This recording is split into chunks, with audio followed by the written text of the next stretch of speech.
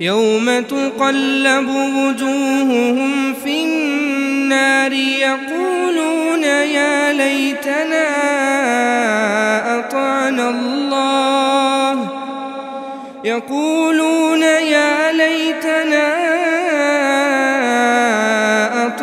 الله وأطعنا الرسولا وقالوا ربنا إنا أطعنا سادتنا وكبراءنا وعليكم ورحمة الله وبركاته. إن الحمد لله نحمده ونستعينه ونستغفره ونؤمن به ونتوكل عليه ونعوذ بالله من شرور أنفسنا ومن سيئات أعمالنا. من يهده الله فلا مضل له ومن يضلل فلا هادي له وأشهد أن لا إله إلا الله وحده لا شريك له وأشهد أن محمدا عبده ورسوله. أما بعد فأعوذ بالله من الشيطان الرجيم. بسم الله الرحمن الرحيم. يا أيها الذين آمنوا اتقوا الله حق تقاته ولا تموتن إلا وأنتم مسلمون. அளவற்ற அருளாளனும் நிகரற்ற அன்புடையவனுமாகிய அல்லாஹுவின் திருப்பெயர் போற்றி புகழ்ந்து ஆரம்பம் செய்கின்றேன். அந்த ஏக இறைவனின் சாந்தியும் வற்றா கருணையும் இறுதி தூதர் முஹம்மது ரசூலுல்லாஹ் ஸல்லல்லாஹு அலைஹி வஸல்லம் அன்னவர்களின் மீதும் அன்னவர்கள் குடும்பத்தார்கள் தோழர்கள் தாபிஈன்கள் தபஉ தாபிஈன்கள் சத்தியத்தையும் ஏகத்துவத்தையும் நமக்கு எடுத்து சொன்ன இமாம்கள் குறிப்பாக சத்தியத்தை அறிந்து அதன் அடிப்படையில் நமது வாழ்க்கையை அமைத்து கொள்ள வேண்டும் என்கிற உயர்ந்த எண்ணத்தோடு அல்லாஹ்வின் இறை இல்லத்தில் ஒன்று கூடியிருக்கும் நம்மவர்கள் அனைவர்களின் மீதும் வந்து சேரட்டுமாக. அவ்வண்ணமே இங்கு பேசப்படக்கூடிய கேட்கப்படக்கூடிய ஒவ்வொரு செய்திகளையும் நமது உள்ளத்தில் பதிய வைத்து நமது அன்றாட வாழ்க்கையில் எடுத்து நடப்பதற்கு வல்ல இறைவன் அருள் புரிவானாக. வாழக்கூடிய இந்த அற்பமான சொற்பமான இந்த வாழ்நாட்களில் மருத்துவமனையின் கஷ்டங்கள், அதன் சிரமங்கள், அதன் செலவீனங்களை விட்டும் முழுமையாக பாதுகாப்பு பெற்ற ஒரு வாழ்க்கையை அல்லாஹ் நமக்கும் நமது குடும்பத்தார்களுக்கும் தந்துள் புரிவானாக. உயிருள்ள வரையிலும் உடல் சுகத்தையும் உள்ளத்தின் ஆரோக்கியத்தையும் நிரப்பமாக தந்துள் புரிவானாக. வாழும் காலங்களில் கடன் தொல்லையிலிருந்தும் வட்டியின் கொடூர பிடியிலிருந்தும் வறுமையின் பிடியிலிருந்தும் கோர விபத்திலிருந்தும் கொடிய நோய் நொடிகளிலிருந்தும் கெட்ட மௌத்திலிருந்தும் கெட்ட ஆட்சியாளரிடமிருந்தும் நம்மையும் நம் சமூகத்தையும் அல்லாஹ் ரப்புல் ஆலமீன் நிரந்தரமாக பாதுகாத்து அருள் புரிவானாக. ஹலாலான வழியில் சம்பாதித்து ஹலாலான வழியில் செலவழிக்கக்கூடிய நல்லவர்களாக அல்லாஹ் ரப்புல் ஆலமீன் நம் அனைவர்களையும் வாழச் செய்வானாக என்ற பிரார்த்தனையோடு இன்றைய நாளினுடைய உரையை ஆரம்பம் செய்கின்றேன். அன்பிற்கினிய அருமையான பெருமக்களே, குர்ஆன் சுன்னா கூறும் அழகிய உபதேசங்கள் என்கிற தலைப்பின் கீழ் நேற்றைய தினம் வரையிலும் குர்ஆனும் சுன்னாவும் சொல்லக்கூடிய அழகிய உபதேசங்களை 7 நாட்கள் கேட்டு முடித்துவிட்டோம். இன்றைக்கு 8வது நாள். நேற்றைய நாளினுடைய தொடர்ச்சியை நாம் பார்க்க இருக்கிறோம். அல்லாஹ்வின் தூதர் ஸல்லல்லாஹு அலைஹி வஸல்லம் அவங்க தன்னுடைய தோழர் இப்னு அப்பாஸ் ரலியல்லாஹு தஆலா அன்ஹு அவங்களுக்கு ஒரு அழகான ஒரு உபதேசத்தை செய்கிறாங்க. அந்த உபதேசத்திற்கு முழுக்க முழுக்க எடுத்துக்காட்டாக தன்னுடைய வாழ்க்கையை உதாரணமாக அமைத்து கொண்ட முறையில் யூசுஃப் நபியினுடைய அந்த வரலாறை நம்ம பார்த்துக்கிட்டு இருக்கிறோம். இப்னு அப்பாஸ் ரலியல்லாஹு தஆலா அவங்களுக்கு அல்லாஹ்வின் தூதர் ஸல்லல்லாஹு அலைஹி வஸல்லம் அவங்க செஞ்ச உபதேசம் என்ன? யஹ்ஃபதில்லாஹ யஹ்ஃபதுக, அல்லாஹ்வின் விஷயத்தில் நீ பேணுதலாக இரு, அல்லாஹ் உன்னை பாதுகாப்பான். பேணுதல்னா என்ன அப்படின்றத நேற்றைய தினம் நாம் பார்க்கும் பொழுது தவறு செய்வதற்குண்டான எல்லா சூழலும் எல்லா வாய்ப்புகளும் எல்லா ஆற்றலும் இருந்தும் கூட இந்த தவறை நான் செய்ய மாட்டேன் அப்படின்னு ஒதுங்குறாங்க பாருங்க. இது பேணுதலில் மிக உச்சகட்ட ஒரு பேணுதல். இந்த பேணுதலைத்தான் நபி யூசுப் அலைஹிஸ்ஸலாத்து வஸ்ஸலாம் அவர்கள் தன்னுடைய வாழ்க்கையில செஞ்சாங்க. இந்த பேணுதலுக்கு அவர்களுக்கு அல்லாஹ் கொடுத்த பரிசு என்ன என்பதைத்தான் இன்றைக்கு நம்ம பார்க்க போகிறோம். நேற்றைய தினம் நாம் எதுவரைக்கும் பார்த்தோம்? யூசுப் நபியினுடைய வரலாற்றில் யூசுப் அலைஹிஸ்ஸலாத்து வஸ்ஸலாம் அவர்களை அந்த நாட்டினுடைய அரசி தன்னுடைய ஆசைக்கு இணங்கும்படி சொன்னாங்க. யூசுப் அலைஹிஸ்ஸலாம் அவர்கள் மறுத்து விட்டார்கள். அத்தோடு அந்த பெண் விட்டு விடாமல் அந்த நகரத்தில் உள்ள எல்லா பெண்களையும் அழைத்து ஒரு விருந்து ஒன்று ஏற்பாடு செய்து, அந்த விருந்துக்கு பின்னாடி அந்த அரசி மட்டுமல்ல மற்ற பெண்களும் கூட தவறான ஒரு பாதைக்கு அழைத்த போது யூசுப் அலைஹிஸ்ஸலாம் என்ன சொன்னாங்க? ரப்பு கிட்ட துவா செஞ்சாங்க. எப்படி துவா செஞ்சாங்க? கால ரப்பி ஸிஜ்னு அஹப்பு இலைய மிம்மா யதுஊனனி இலைஹ். ரப்பே, அந்த பெண்ணும் அந்த பெண்களும் என்னை எதன் பக்கம் அழைக்கிறார்களோ, எந்த தவறின் பக்கம் அழைக்கிறார்களோ, அந்த தவறை விட எனக்கு சிறைச்சாலை மிக விருப்பமானதாக இருக்குது. என்னைய இந்த பாவத்தில் இருந்து பாதுகாத்துரு ரப்பே அப்படின்னு துவா செய்கிறாங்க. அல்லாஹ் ரப்புல் ஆலமீன் அவர்களை பாதுகாக்கும் விதமாக அவங்கள சிறையிலேயே அந்த துவாவை கபூல் செஞ்சு அவங்க சிறைக்கும் போயிடுறாங்க. நேற்று இதுவரைக்கும் நம்ம பார்த்தோம். யூசுப் அலைஹிஸ்ஸலாம் சிறைக்குள்ளே போயிட்டாங்க. அவங்க சிறைக்குள்ளே போகும் பொழுது அவர்களோடு சேர்த்து இன்னும் 2 மனிதர்களும் சிறைக்குள்ளே போகிறாங்க. யூசுப் அலைஹிஸ்ஸலாம் அவங்க சிறைக்குள்ளே இருக்கும் பொழுது எந்த அளவுக்கு நம்பிக்கையோடு அல்லாஹின் மீது முழுமையான நம்பிக்கையோடு உறுதியோடு இருந்தாங்க அப்படின்றதுக்கு நிறைய சம்பவங்கள் இருக்குது. அந்த சம்பவங்கள் நமக்கு சொல்லித்தரக்கூடிய பாடம் என்னென்னா, சில சமயங்களில் நம்ம தவறே செய்ய மாட்டோம். தவறு செய்யாமல் இருக்கும் பொழுது சில குற்றச்சாட்டுகள் நம் மீது வரும். சில பாவங்கள் நம்ம செஞ்சிருக்க மாட்டோம், ஆனால் பழிச்சொல் நம் மீது தூவப்படும். அப்போ நம்ம ஆவேசப்படக்கூடாது, வேகப்படக்கூடாது. அந்த நேரத்தில் நம்ம தவறே செய்யலையே, செய்யாத தவறுக்கா மக்கள் நம்மளைய பழிக்கிறாங்க, செய்யாத குற்றத்துக்கா நம்ம தண்டிக்கப்படுறோம். என் ரப்பின் மீது நான் எவ்வளவு நம்பிக்கை வச்சுருந்தேன். சில சமயங்களில் நமக்கே யதார்த்தமாக இந்த மாதிரி ஒரு எண்ணங்கள் வரும். எப்படின்னா, நம்ம சரியாக தொழுகுவோம், நோன்பு வைப்போம், ஏதோ நம்மளால் முடிஞ்ச அளவுக்கு தான தர்மங்கள் செய்வோம், பெரிய பாவங்களை விட்டு விலகி வாழணும் அப்படின்னு நம்ம ஆசைப்படுவோம், உறவினர்களுக்கு செய்ய வேண்டிய கடமைகளை செய்வோம். அப்போ நம்ம செய்யக்கூடிய இபாதத்தின் மீது நமக்கே ஒரு திருப்தி இருக்கும். ஓரளவு நம்ம பெரிய அளவில் நம்ம நன்மை செய்யாட்டாலும் ஓரளவுக்கு நம்ம நன்மையை செஞ்சுக்கிட்டு இருக்கிறோம், பாவத்தில் நம்ம விலகி வாழ்ந்துக்கிட்டு இருக்கிறோம் அப்படின்ற ஒரு எண்ணம் நமக்கு இருக்கும். இந்த மாதிரி சூழலில் என்ன ஆகும் அப்படின்னா, ஒரு பெரிய ஒரு சோதனை நம்மை தொட்டுவிடும். சரியாக வாழும் பொழுது தவறை விட்டும் விலகி சரியாக வாழ்ந்துக்கிட்டு இருக்கும்போது பார்த்தீங்கன்னா ஏதாச்சும் ஒரு சோதனை வந்துடும், ஒரு வேதனை வந்துடும், இழப்பு வந்துடும், கஷ்டம் வந்துடும். அப்போ ஷைத்தான் நம்முடைய உள்ளத்தில் என்ன எண்ணம் போடுவான் தெரியுமா? என்ன எண்ணம் போடுறான்?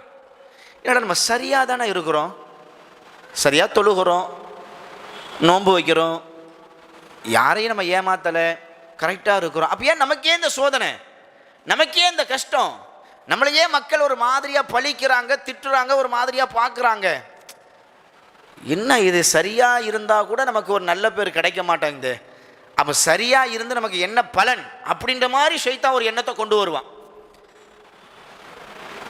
அந்த ஈமான் உறுதியாக இல்லைன்னு வைங்களேன், இந்த நேரத்தில் அல்லாஹ் ஷைத்தான் என்ன செஞ்சிருவான், நம்மளே வழிகெடுத்துருவான்.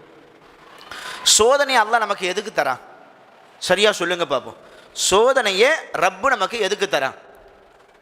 நம்மை புண்படுத்தவா அல்லது பண்படுத்தவா? பண்படுத்ததாங்க. நம்மளைய புண்படுத்தி, நம்மளைய வேதனைப்படுத்தி, நம்மளைய காயப்படுத்தி, நம்ம சிரமப்பட்டு அழுகிறதுனால ரப்புக்கு ஏதாச்சும் கூட போகுதா, குறைய போகுதா? ஒன்றும் கிடையாது. அப்போ நமக்கு ஒரு வேதனை, கஷ்டம், துன்பம் வருது அப்படின்னா அதை நம்மளைய வேதனைப்படுத்துறதுக்கு இல்லை, நம்மை பண்படுத்துவதற்கு. ஒரு சோதனை வரும் பொழுது தாங்க ரப்புனா யார் அப்படின்றத நம்மளால் உணர முடியும். ஒரு இழப்பு வரும் பொழுது தான் நம்ம எவ்வளவு பலவீனமான மனிதர்களாக இருக்கிறோம் அப்படின்றத நம்ம உணர முடியும். எப்பமெல்லாம் நான் என்கிற அந்த அகம்பாவம் நமக்குள் வருகிறதோ அப்பொழுதெல்லாம் அந்த மனிதனுக்கு அல்லாஹ் சில சமயங்களில் பாடத்தை புகட்டுவான். அதனால் சோதனைகள், கஷ்டங்கள், இழப்புகள் வரும் பொழுது நான் நல்லதானே இருக்கிறேன், என் ரப்பு என்னைய சோதிச்சுட்டானே, என் ரப்பு என்னைய கைவிட்டுட்டானே அப்படின்னு மட்டும் நம்ம நினைச்சிட வேண்டாம். ஏற்கனவே நம்ம சொன்ன ஒரு நபிமொழி தான், அல்லாஹ் ஒரு மனிதனை நேசிக்கிறான் என்பதற்குண்டான அடையாளம் என்ன? சோதனை தான். ஆனால் இன்னைக்கு நம்ம எப்படி நினச்சிட்டு இருக்கிறோம்? தொழுதுட்டா அல்லாஹ் நமக்கு செல்வத்தை தந்துடுவான், சரியா இருந்துட்டா எல்லா விதமான சுகபோகங்களும் நமக்கு கிடைக்க பெற்றணும், சரியா இருக்கணும், நல்லா இருக்கணும் அப்படின்னு நம்ம நினைக்கிறோம். வரலாறு அப்படி படித்து பாருங்களேன். வரலாறை படித்து பார்த்தா யாரெல்லாம் சரியாக வாழ்ந்தார்களோ, யாரெல்லாம் கரெக்டாக வாழ்ந்தார்களோ, யாரெல்லாம் குர்ஆன் சொன்ன அடிப்படையில் வாழ்ந்தார்களோ அவர்களுக்கெல்லாம் இந்த உலகத்தில் மிகப்பெரிய சோதனையைத்தான் அல்லாஹ் கொடுத்துருக்கான். அதற்கு வேறு யாரையும் நம்ம எக்ஸாம்பிள் நம்ம சொல்ல தேவையில்லை, நபித்தோழர்களே நமக்கு போதுமானது. சரியாக வாழணும் அப்படின்னு நம்ம ஆரம்பிச்சிட்டோம் அப்படின்னா சோதனைகள் அடுத்தடுத்து வந்துக்கிட்டே இருக்கும். அந்த சோதனைகள் நம்மை வந்து தொடும் பொழுது சில வாசகத்தை நம்ம சொல்லணும் அப்படின்னு நான் சொன்னேன். அது என்ன வாசகம்? அல்லதீன இதா அஸாபத்துஹும் முஸீபா, நல்லவர்களை பற்றி, நம்பிக்கையில் உறுதியானவர்களை பற்றி அல்லாஹ் சொல்லும் பொழுது அவர்களை வந்து எந்த முசீபத்து வந்து தாக்கினாலும், அவர்களை எந்த முசீபத் எந்த வேதனை வந்து தொட்டாலும் அவர்களுடைய நாவு சொல்லுமா, இன்னா லில்லாஹ் வ இன்னா இலைஹி ராஜிஊன், நாமெல்லாம் அல்லாஹ்விற்குரியவர்கள், அவனின் பக்கமே திரும்ப இருக்கிறோம். எவ்வளோ அற்புதமான வாசகத்தை பார்த்தீங்களா? நம்மை வந்து தொடக்கூடிய சோதனையும் வேதனையும் மலை போல் இருந்தாலும் இந்த வாசகத்தை பொருள் உணர்ந்து அல்லாஹின் மீது முழுமையான நம்பிக்கை வைத்து நாமெல்லாம் அல்லாஹ்விற்குரியவர்கள் அப்படின்னு சொல்லும் பொழுது மலை போல் வரக்கூடிய சோதனையும் நம்முடைய பார்வைக்கு மடு போலத்தான் தெரியும். ஆம், கழுத்துக்கு கத்தி வந்த போதிலும் கூட அந்த கத்தியை துச்சமாக நினைத்தவர்கள் நபித்தோழர்கள். அதற்கு காரணம் என்ன? அவருடைய உள்ளத்தில் ஆழமாக பதிஞ்சு வச்சுருந்தாங்க, என்ன சோதனை வந்தாலும் என்ன வேதனை வந்தாலும் என்னுடைய ரப்பு நாடாமல் என்னை அது தொடாது அப்படின்னு நினச்சி வச்சுருந்தாங்க. இன்றைக்கி அந்த நம்பிக்கை நம்மக்கிட்ட ரொம்ப குறைவாக இருக்குது. அதனால தான் சின்ன சின்ன விஷயங்களுக்கு கூட நம்ம ரொம்ப சோர்ந்து போயிடுறோம், அல்லாஹ் மீது நம்பிக்கையை இழந்துடுறோம். அப்படி தானே? சின்ன சின்ன சோதனைகளில் கூட நிறைய நம்பிக்கையை இழந்துடுறோம். அது நம்பிக்கைனா எப்படிப்பட்ட நம்பிக்கை? கடைசியில் வேணாண்டா நம்ம ஷிர்க்கு கூட போயிடலாம் அப்படின்ற மாதிரி. இன்றைக்கி சில இடங்களில் சில சகோதரர்கள் குழந்தைக்காக வேண்டி சில தர்காக்களுக்கு போகிறாங்க. அப்படியும் சில தர்காக்கள் இருக்குதுங்க. கல்யாணமாகி 1 வருஷம் 2 வருஷம் 4 வருஷம் 5 வருஷம் குழந்தை இல்லை அப்படின்னா தமிழகத்தில் சில தர்காக்கள் இருக்குது. அந்த தர்காக்கு போய் சில நேர்ச்சைகளை செஞ்சால் நமக்கு குழந்தை கிடைச்சிரும் அப்படின்ற ஒரு நம்பிக்கை. குழந்தைக்காக வேண்டி மருத்துவமனைக்கு நம்ம போகிறோம், மருத்துவர்களை நம்ம அணுகிறோம், ஆலோசனைகளை பெறுறோம், தவறு கிடையாது. எங்கே போகிறது தவறு? தர்காக்களுக்கு போகிறது. தர்காக்களில் அடக்கம் செய்யப்பட்டிருக்கக்கூடிய அந்த அவுலியா எனக்கு குழந்தைய கொடுத்துருவாங்க, அவங்க குழந்தைய கொடுக்காட்டாலும் அல்லாஹ்ட்ட சிபாரிசு செஞ்சு எனக்கு குழந்தைய வாங்கி தந்துருவாங்க அப்படின்னு அந்த நம்பிக்கை இருக்கு பாருங்க. இது ரொம்ப பாரதூரமான பாவத்தை ஏற்படுத்திவிடும். தௌஹீதுல உறுதியானவர்கள் கூட சில சமயங்களில் இந்த விஷயத்தில் ரொம்ப ஆட்டம் கண்டுறாங்க. கல்யாணம் ஆயிருது, அது நம்ம மக்கள் பண்ணக்கூடிய பாடு இருக்கு பாருங்க, அது ரொம்ப பெரிய கஷ்டம். அது கல்யாணம் ஆகிருக்குங்க, கல்யாணம் ஆகி ஒரு மாதம்தான் கழிஞ்சிருக்கும். அதுக்குள்ளார சொந்த பந்தங்கள், மாப்பிள்ள எதுவும் விசேஷமா அப்படின்னு கேட்பாங்க. துவா செய்யுங்க அப்படின்னு மாப்பிள்ளை அழகாக கண்ணியமாக சொல்லிட்டு போயிடுவார். விட்டுற வேண்டிதானே? 2வது மாதமும் மாப்பிள்ளை எதுவும் விசேஷமா, அவர் துவா செய்யுங்க. 3வது மாதம் இப்படி கேட்குறவர் வந்தாவே பாதையை மாற்றிடுவார். இந்த மனுஷன் எப்போ பார்த்தாலும் விசேஷம் விசேஷம்னு, விசேஷம் இருந்தால் சொல்லவா மாட்டோம். வருஷம் 1 கழியுது, 2 கழியுது, அந்த மாப்பிள்ளைக்கே கொஞ்சம் பதட்டம் வந்துடும். என்னடா இது, நமக்கு பின்ன பிறந்தவன்லாம் கையில் 1 காதில் 1 தோளில் 1 தூக்கிட்டு போகிறான், நம்ம மினுக்காக போகிறோம், பெரிய பாடி பில்டராக இருக்கிறோம், நம்மளை பார்த்தா 4 பேர் ரொம்ப சொடக்கா முடக்கா பேசுகிறாங்க, ஒன்றும் விசேஷம். என்ன செய்யலாம்? ஹாஸ்பிட்டல் போவாங்க, சில மருத்துவமனைகளை பார்ப்பாங்க, போவாங்க மருத்துவர்களை பார்ப்பாங்க, ஒன்றும் வேலைக்கு ஆகாது. எவனாச்சும் காதில் போட்டு விட்டுருவான், என்ன நீ விஷயம் தெரியாதவனாக இருக்கிற. ஆஸ்பத்திரிக்கெலாம் போனாலாம் இது வேலைக்கு ஆகாது. அதுக்குன்னு சில குழந்தைய கொடுக்கக்கூடிய சில தர்காக்கள் இருக்குது. காதும் வச்ச மாதிரி போயிட்டு வந்துரு, எல்லா இடத்துக்கும் போகிறேன், இங்கேயும் போயிட்டு தான் வாவேன். ஆரம்பத்தில் சுருக்குது, தப்பு. வருஷம் 4-5 கழிஞ்சிருச்சு அப்படின்னா போய் தான் பார்ப்போமே அப்படின்னு ஒரு எண்ணம் வந்துடும். போயிடுச்சு பாருங்க. இதை நம்ம விளையாட்டாக சொல்லலை, சிரிப்புக்காக வேண்டி சொல்லலை. அல்லாஹ் இப்படிலாம் சோதனையை கொடுப்பாங்க. எல்லாத்துக்கும் ஒரே மாதிரி சோதனையெல்லாம் கொடுக்க மாட்டான். மரியம் சூறாவை படித்தவங்க யாராச்சும் இருக்கிறீங்களா? மரியம் சூறாவில் அல்லாஹ் ரப்புல் ஆலமீன் ஒரு நபியினுடைய வரலாறை சொல்லுவான். அந்த நபியினுடைய பேர் ஜக்கரியா. வலியுல்லாக்களே பெரிய வலியுல்லா யார் தான்? நபிமார்கள் தான். அவங்களை விட பெரிய வலியுல்லாக்கள் வேற யாராச்சும் இருக்க முடியுமா? வலியுல்லானா என்ன? அல்லாஹுடைய நேசர் அப்படின்னு அர்த்தம். அல்லாஹ்வே அங்கீகாரம் கொடுத்தவர்கள். இன்னைக்கு நம்ம யாரையெல்லாம் வலியுல்லா, ஷைஹ்மார்கள், அவுலியாக்கள் அப்படின்னு நம்ம சொல்கிறோமோ இதெல்லாம் நம்ம தான் சொல்லிக்கிட்டு இருக்கிறோம். அல்லாஹ் சொல்லலை. அல்லாஹ் வலியுல்லா அவுலியா அப்படின்னு சொன்னதை யாரைத்தான்? நபிமார்களைத்தான். அப்படிப்பட்ட நபிமார்கள்ல ரொம்ப முக்கியமானவங்க ஜக்கரியா அலைஹிஸ்ஸலாத்து வஸ்ஸலாம். சூரா மரியத்தினுடைய ஆரம்பத்தில் இருந்து இந்த ஜக்கரியா நபியினுடைய வரலாற்றை அல்லாஹ் சொல்லி காமிப்பான். ஜக்கரியா நபி ரப்பு கிட்ட துவா செஞ்சாங்களாம். எப்படி? யா ஜக்கரியா இன்னா நுபஷ்ஷிருக இத்நாதா ரப்பஹு நிதாஅன் ஹஃபியா. ஜக்கரியா நபிக்கு திருமணம் ஆயிடுச்சு. திருமணம் ஆயிட்டா 1 வருஷம் 2 வருஷம் 5 வருஷம் 10 வருஷம் கழிஞ்சிருச்சு. கொஞ்சம் வருஷங்கள் கழிஞ்சிருச்சு. ஆனால் குழந்தை இல்லை. குழந்தை இல்லைன்னா ஜக்கரியா நபி ரப்பு கிட்ட துவா செஞ்சாங்களா, ரப்பே நான் அவன் மேலே நம்பிக்கை வச்சிருக்கிறேன் அப்படின்னு ரப்புட்ட கேட்டுக்கிட்டே இருந்தாங்க. குழந்தையை தந்துரு, குழந்தையை தந்து. எப்படி துவா கேட்டாங்க அப்படின்றத கூட அல்லாஹ் ரப்புல் ஆலமீன் சொல்லி காமிக்கிறான். வருஷம் ரொம்ப கழிஞ்சு போச்சான். ரப்பி கிட்ட சொல்றாங்க, கால ரப்பி இன்னி வஹனல் அதுமு மின்னி வஸ்தஅலர் ரஅசு ஷைபா வலம் அகும் பிதுஆயிக ரப்பி ஷகியா. ரட்சகனே, என்னுடைய முடிகள் எல்லாம் நரையால் மின்ன ஆரம்பித்து விட்டது, என்னுடைய எலும்புகள் எல்லாம் பலவீனம் அடைந்து விட்டது. இருப்பினும் உன்னிடத்தில் கையேந்துவதை நான் நிராசை அடையவே இல்லை. என்ன சொல்றாங்க? தலையில வெள்ளை முடி வந்துருச்சு, எலும்புகள்லாம் ரொம்ப பலவீனம் அடைஞ்சிருச்சு, நான் ரொம்ப கிழவன் ஆயிட்டேன். நான் கிழவன ஆனாலும் உன்கிட்ட எனக்கு குழந்தையத்தா அப்படின்னு கேட்கறதுல நான் வெக்கப்படவே மாட்டேன். அதை தொடர்ந்து சொல்றாங்க, நான் கிழவன் ஆயிட்டேன். வ இன்னி ஹிஃப்துல் மவாலிய மின் வராஇ வ கானத் இம்ரஅத்தி ஆகிரா. என் மனைவியும் மலடாயிட்டாங்க. மலடுனா புரியுதுங்களா? குழந்தை பேர் அற்றவள். மருத்துவர்கள் சொல்லிடுவாங்க, இனிமேல் உங்களுடைய மனைவிக்கு குழந்தையை பெறக்கூடிய பாக்கியம் இல்லை, முடிஞ்சிருச்சு. அதுதான் மலடு, குழந்தை பாக்கியம் கிடையாது. ரப்பு கிட்ட சொல்றாங்க ஜக்கரியா நபி, நான் கிழவன் ஆயிட்டேன், என் மனைவி மலடாயிட்டாங்க. அப்படி இருந்து நான் உங்ககிட்ட நான் கேட்பேன், குழந்தைய கேட்பேன்.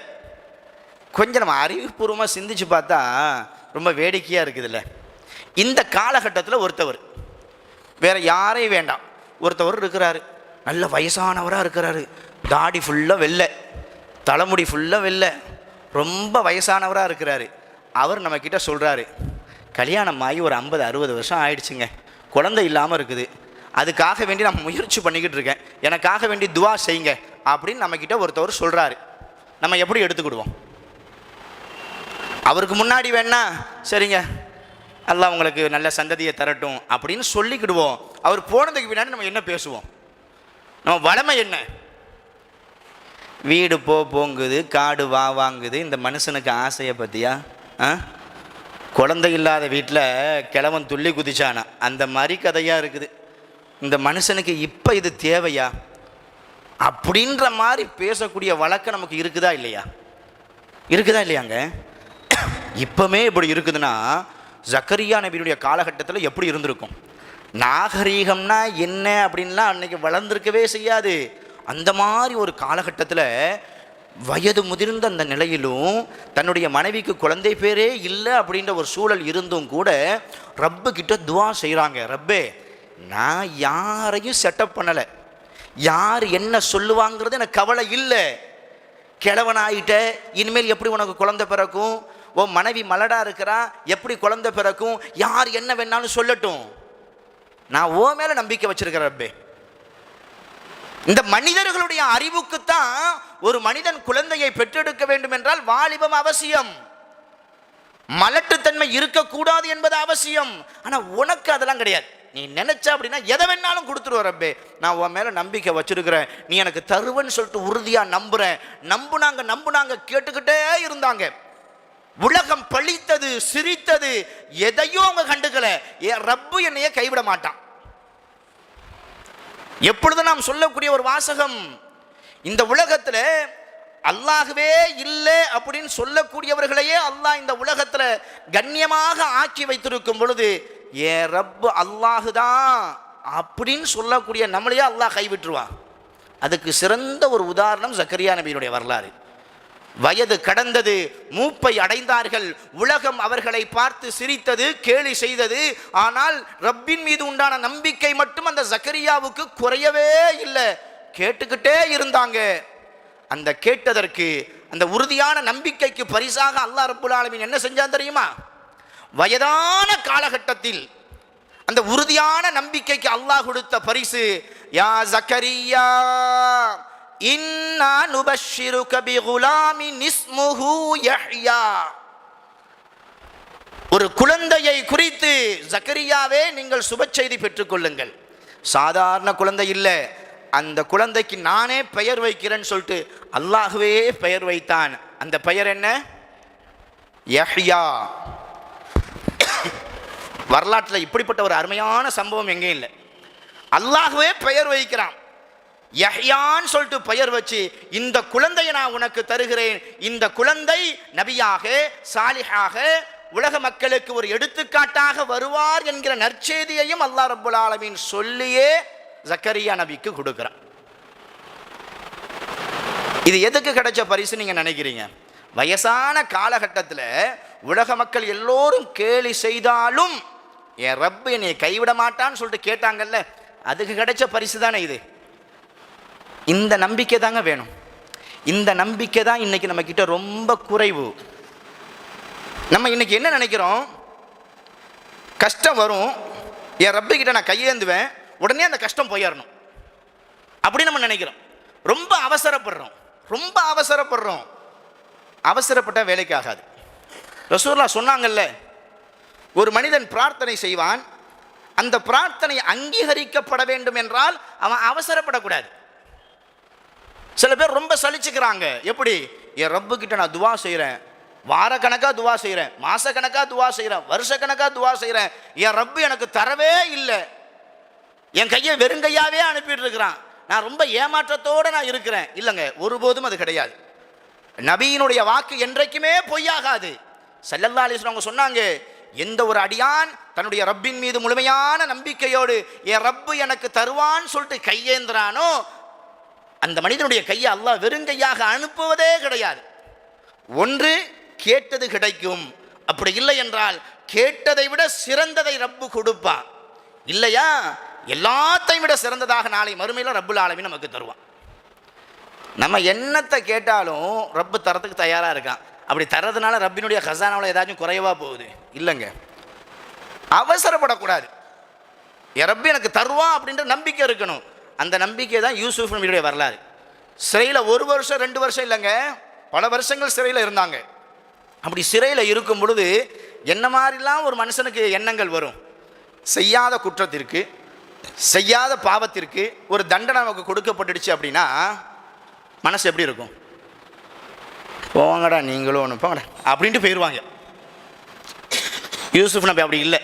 சிறையில் இருக்கிறாங்க, நான் தப்பு செய்யலை தான், இருந்தாலும் சிறையில் இருக்கிறேன், என் ரப்பி என்னை கைவிட மாட்டான், என் ரப்பி என்னை அசிங்கப்படுத்த மாட்டான். சிறையில் இருந்து தாவா செஞ்சாங்க. அந்த யூசுப் நபியோடு 2 சிறை கைதிகள் உள்ளக்க போனாங்கல்ல, அவங்களுக்கு சிறைக்குள்ளே இருந்து ரப்பினுடைய தாவாவை செஞ்சாங்கன்னு சொல்லிட்டு குரான் யூசுப் அத்தியாயம் நமக்கு சொல்லுது. உள்ளக்க இருந்து தாவா செய்கிறாங்க, காலங்கள் கிடக்குது. யூசுப் நபியோடு 2 பேர் உள்ளக்க போனாங்கல்ல, அந்த 2 பேரும் ஒரு கனவு காண்கிறாங்க. ஒருத்தர் என்ன செய்கிறாருன்னா, தலைக்கு மேலே ரொட்டியை வச்சுட்டு அப்படியே போகிறாரு. தலைக்கு மேலே இருக்கக்கூடிய ரொட்டியை கழுகு பராந்து எல்லாம் கொத்தி கொத்தி கொத்தி கொத்தி சாப்பிடுது. இப்படி ஒருத்தவர் கனவு காண்கிறாரு. இன்னொருத்தவர் ஒரு வேறு விதமான ஒரு கனவு ஒன்று காண்கிறாரு. 2 பேரும் யூசுப் நபிகிட்ட சொல்கிறாங்க, இந்த மாதிரி கனவு கண்ட இதுக்கு என்ன விளக்கம் அப்படின்னு.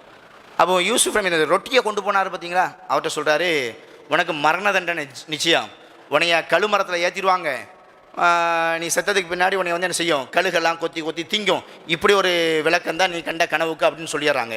இன்னொருத்தவர் வந்து என்ன செய்கிறாரு, ஒரு கனவு காண்டு சொல்கிறாருல, அதுக்கு விளக்கமாக சொன்னாங்க, நீ வந்து மறுபடியும் அரசவைக்கே உனக்கு வேலைகள் கொடுக்கப்பட்டு அரசருக்கு வந்து மதுபானம் கொடுக்கக்கூடிய அளவுக்கு உனக்கு ஒரு நல்ல ஒரு வேலை ஒன்று இருக்குது அப்படின்னு அந்த கனவுக்கு விளக்கத்தை சொல்கிறாங்க. சொல்லி முடிச்சுட்டு யூசுப் நபி அந்த 2வதாக சொன்ன பார்த்தீங்களா, அவர்கிட்ட சொல்கிறாங்க, நீ விடுதலையாகி அரசனுடைய அந்த சபைக்கு போய் அந்த வேலையை பார்த்துட்டு இருக்கும் போது என்னையை பற்றி என்ன செய்யினா அரசர்கிட்ட சொல்லு, இப்படி யூசுஃப்னு சொல்லிட்டு ஒருத்தர் உள்ள இருக்கிறாரு, இந்த மாதிரி விஷயங்கள் நடந்துச்சாம போச்சுதாமே அப்படின்னு சொல்லி ஞாபகம் மட்டும் படுத்துப்பா அப்படின்னு சொல்லவும் செய்கிறாங்க. அவர் விடுதலை ஆகிட்டு என்ன செய்கிறாரு, வெளியில் வந்துட்டு அது பாட்டுக்கு போகிறாரு வராரு. அதை சொல்லணும் அப்படின்னு நினைக்கும் போது ஷைத்தான் அதை மறக்கடிச்சிட்றான். ஒரு பெரிய சம்பவம் இது. அப்படியே போய்கிட்டே இருக்கும்போது ஒரு நாள் அரசர் வந்து ஒரு கனவு காண்கிறார். யார்? அரசர். என்ன கனவு அப்படின்னா, ஒரு 7 கொழுத்த மாடுகள், 7 கொழுத்த மாடுகள் இருக்குது. இன்னொன்று ஒரு 7 ரொம்ப வத்தி போன மாடு, வத்தி போன மெலிந்து போன அந்த 7 மாடுகள் பசுமையான இந்த 7 மாடுகளை கொன்று தீத்துருது. இப்படி ஒரு கனவு. அரசருக்கு ஒரு மனசே ஒரு மாதிரியாக இருக்குது. இந்த கனவுக்கு என்ன விளக்கமாக இருக்கும் அப்படின்னு தன்னுடைய அரசவையில் மந்திரிமார்கள்ட்டெல்லாம் கேட்குறாங்க. இப்படி ஒரு கனவு கண்டேன், இப்படி கனவு கண்டதுலேருந்து மனசுக்கு ஒரு பதட்டமாகவே இருக்குது, இதுக்கு என்ன விளக்கமாக இருக்கும் அப்படின்னு கேட்குறாங்க. பல பேர் பலவிதமான ஆலோசனைகள் கருத்துகள் சொல்கிறாங்க. எதுவும் அந்த அரசருடைய மனசுக்கு திருப்தியாக இல்லை. அப்பந்தான் இந்த சிறையிலேருந்து வெளியில் வந்தார்ல, அவர் அரசர்கிட்ட சொல்கிறாரு, அரசரே, சிறையில் யூசுஃப்னு சொல்லிட்டு ஒருத்தவர் இருக்கிறாரு, ரொம்ப அற்புதமான மனிதர், கனவுக்கெல்லாம் ரொம்ப அற்புதமான ஒரு விளக்கத்தை சொல்வார். நான் கூட ஒரு கனவு கண்டு சொன்னேன், அவர் தான் சொன்னார், நீ மறுபடியும் அரசருடைய சபைக்கே போயிட்டு வேலை பார்ப்ப, இந்த மாதிரி வேலைலாம் உனக்கு கிடைக்குன்னு சொல்லிட்டு சொன்னார், அப்படி ஒரு மனுஷர் அங்கே இருக்கிறாரு அப்படின்னு ஞாபகப்படுத்துகிறாரு. உடனே அரசர், ஆமாம் யூசுஃப் இருக்கிறார்ல, சரி அவர்கிட்ட போயிட்டு இதுக்கு என்ன விளக்கம் அப்படின்ற மாதிரி கேட்டுட்டாச்சு வாப்பா அப்படின்னு சொல்லி அந்த மனிதர் நேராக போய் கேட்குறாரு. அதுக்குண்டான விளக்கத்தை சொன்ன உடனே அந்த மனிதர் மன்னர்கிட்ட வந்து சொல்கிறாரு. அதை விளக்கத்தை கேட்ட உடனே அவருக்கு திருப்தி ஆகுது, ஆமாம் இதுதான் சரியானதாக இருக்கும். உடனே வந்து என்ன செய்யுங்க, யூசுஃபை கூட்டிகிட்டு வாங்க அப்படின்னு சொல்லிட்டு மன்னர் சொல்கிறார். யூசுஃபை கூப்பிட்றதுக்கு மக்கள் போகிறாங்க.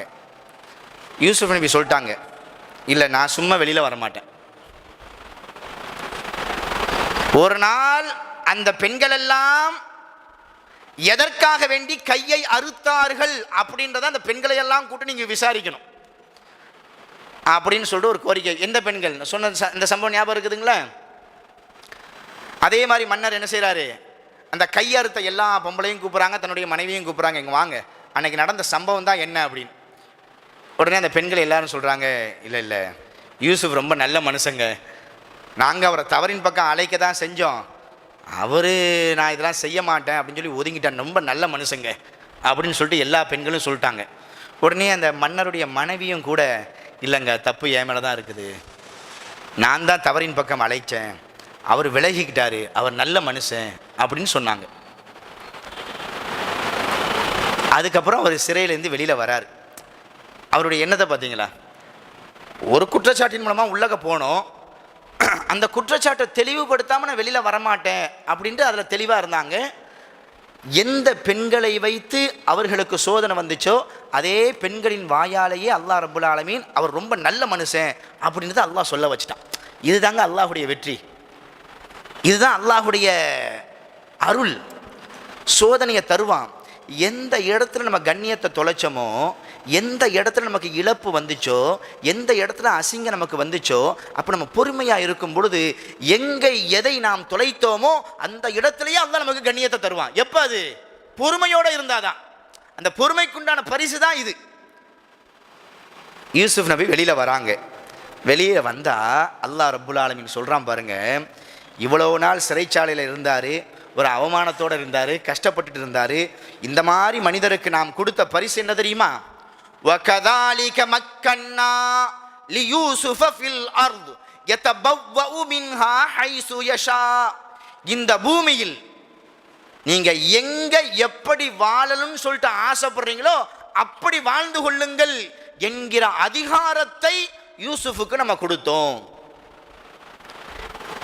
அந்த ஊர்ல தான் அவர் அடிமையாக விற்கப்பட்டார், அந்த ஊர்ல தான் அடிமையாக வளர்ந்தார், அந்த ஊரில் தான் ஒரு குற்றச்சாட்டின் மூலமாக சிறை கைதியாக சிறைச்சாலைக்கு சென்றார். எந்த ஊர்ல அடிமையா வளர்ந்தாரோ, எந்த ஊரில் சிறைச்சாலைக்கு போனாரோ, அதே ஊரை அதே நாட்டை ஆட்சி செய்யக்கூடிய மிகப்பெரிய மன்னராக ராஜாவாக அல்லாஹ் ரப்புல் ஆலமீன் அவங்களை மாத்திடுறான். இது எதுக்கு கிடைச்ச பரிசுன்னு நினைக்கிறீங்க? அவங்க பொறுமைக்கு கிடைச்ச பரிசு, அல்லாஹ் மீது அவங்க வச்ச நம்பிக்கைக்கு கிடைச்ச பரிசு. இதுதான் நம்ம வாழ்க்கைக்கு நமக்கு தேவையானதுங்க. கஷ்டங்கள் சோதனைகள் வரும் பொழுது என் ரப்பு என்னை கைவிட மாட்டான்னு சொல்லிட்டு ரப்பின் மீது நம்பிக்கை வச்சு பாருங்க, அல்லாஹ் ரப்புல் ஆலமீன் நமக்கு தேவையான எல்லா உதவிகளையும் செய்வான். இதுதான் இந்த சம்பவம் நமக்கு எடுத்துக்காட்டுது. அதே சமயத்தில் தவறுகள் செய்வதற்குண்டான சூழல் எல்லாத்துக்கும் வரும். யூசுப் நபிக்கு வந்துச்சுல்ல, பெரிய அரண்மனை, அந்த நாட்டினுடைய அரசியை தவறுக்கு அழைக்கிறார். நான் செய்ய மாட்டேன் அப்படின்னு நின்னாங்க. அந்த பேணுதலுக்கு, அந்த எண்ணத்துக்கு அல்லாஹ் கொடுத்த பரிசு என்ன? அந்த நாட்டையே அல்லாஹ் கொடுத்தான். ஆனால் இன்னைக்கு அந்த மாதிரி வாய்ப்புகள் நமக்கும் வரத்தான் செய்யுது அப்படின்றதை விட அந்த மாதிரி வாய்ப்புகள் நம்மளே தேடி போகிறோம். அல்லாஹ் நம்மை பாதுகாக்க வேண்டும். அசிங்கம் அது. சிறிது காலத்திற்கு அது ரொம்ப சந்தோஷத்தை தர மாதிரி இருக்கும். சில வாலிபர்கள்லாம் ரொம்ப குஜாலாக பேசுகிறாங்க. எனக்கு 2 லவ்வர் இருக்கிறாங்க, நான் நைட்டு பேச ஆரம்பித்தா 2 மணி 3 மணி வரைக்கும் பேசுவேன், 3 மணிக்கு ஃபோனை கட் பண்ணிவிட்டு அடுத்த லைனுக்கு போயிடுவேன். இது ஒரு பெருமையா? இது ஒரு பெருமையா? இருட்டில் பேசுகிறோம், யார் நம்மளை பார்க்க போகிறா? யாருக்கு தெரிய போகுது?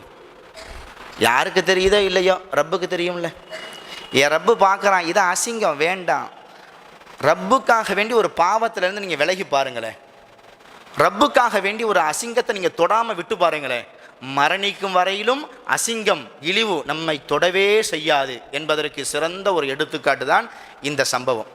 இன்ஷா அல்லாஹ் இனிமேல் வரும் காலங்களில் வெளிச்சத்திலோ இருளிலோ, வெளிப்படையாகவோ தனிமையாகவோ ஒரு தவறு செய்வதற்கு வாய்ப்பு கிடைத்து அதற்குண்டான எல்லா ஆற்றலும் நமக்கு இருந்தும் கூட இந்த தவறை நான் செய்ய மாட்டேன் அப்படின்னு ஒதுங்கக்கூடிய ஒரு சூழல் நம்ம ஏற்படுத்திக்கலாமா? அப்படி நீங்கள் செஞ்சு பாருங்கள். அதுக்கு பகரமாக அல்லாஹ் ரப்புல் ஆலமீன் சிறந்த ஒரு கூலியை தருவான். வரலாற்றில் ஒரு சின்ன ஒரு சம்பவம், நாளைக்கு என்ன தொடர பார்க்க போகிறோம் அப்படின்றதுக்கு ஒரு சின்ன ஒரு தெளிவுபடுத்துகிறேன். இந்த பாவத்தை நான் செய்ய மாட்டேன் அப்படின்னு சொல்லிட்டு நீங்கள் ஒதுங்கிருங்க. அதை வச்சு என் ரப்புட்ட கேளுங்க, ரப்பே எனக்கு ஒரு நேரத்தில் இந்த பாவத்தை செய்கிறதுக்குண்டான ஒரு சூழல் கிடச்சிது, ஆனால் ரொம்ப இனிமையானதாக இருந்துச்சு, ரொம்ப சந்தோஷமாக தான் இருந்துச்சு, ஆனால் நான் அதை செய்யலை. எதுக்காக வேண்டி செய்யலை? நீ பார்க்குற அப்படின்னு சொல்லிட்டு நான் செய்யலை. அதனால் எனக்கு இதைத்தான் ரப்பே அப்படின்னு உங்களுக்கு வாழ்க்கையில் பிடித்தமான ஒன்றை கேட்டு பாருங்க, ரப்பு தருவான். தனிமையில் யாரும் இல்லாத சந்தர்ப்பத்தில் ஒரு அசிங்கத்தை விட்டு நீங்கள் விலகுங்க. அந்த விலகுதல் ரப்புக்காக வேண்டி இருக்கணும். அப்படி இருந்து ஒரு கட்டத்தில், யா ரப்பே உனக்காக வேண்டி தான் நான் அந்த பாவத்தை செய்யலை, எனக்கு இந்த மாதிரி ஒரு விஷயத்தை தாயாலாம் அப்படின்னு சொல்லி நீங்கள் கேட்டு பாருங்க, அல்லாஹ் கண்டிப்பாக தருவான். வரலாற்றில் அப்படி ஒரு சம்பவம் இருக்குது. அந்த சம்பவத்தை இன்ஷா அல்லாஹ் நாளைக்கு நம்ம பார்க்க போகிறோம். அந்த சம்பவத்தை நம்ம முழுமையாக நம்ம தெரிஞ்சுக்கிட்டேன்னு வைங்களேன், கண்டிப்பாக நீங்களும் சரி நானும் சரி தவறு செய்வதற்கு வாய்ப்பு நமக்கு கிடைக்காதான் நம்ம எதிர்பார்ப்போம். அப்படி ஒரு வாய்ப்பு கிடைச்ச உடனே இதை என் ரப்புக்காக வேண்டி நான் விடுறேன் அப்படின்னு கண்டிப்பாக நம்ம விடுவோம் இன்ஷா அல்லாஹ். அப்படிப்பட்ட உள்ளம் படைத்தவர்களாக, அப்படிப்பட்ட நன்மையை எதிர்பார்க்கக்கூடிய நன்மக்களாக அல்லாஹ் ரப்புல் ஆலமீன் என்னையும் உங்களையும் நம்மை பெற்றெடுத்த பெற்றோர்களையும் நமது சந்ததிகளையும் அல்லாஹ் ரப்புல் ஆலமீன் ஆக்கி அருள்புரிவானாக என்ற பிரார்த்தனையோடு இந்த நாளினுடைய தொடரை நான் நிறைவு செய்கிறேன். வ ஆகிர் தாவானா அனில் ஹம்துலில்லாஹி ரப்பில் ஆலமீன்.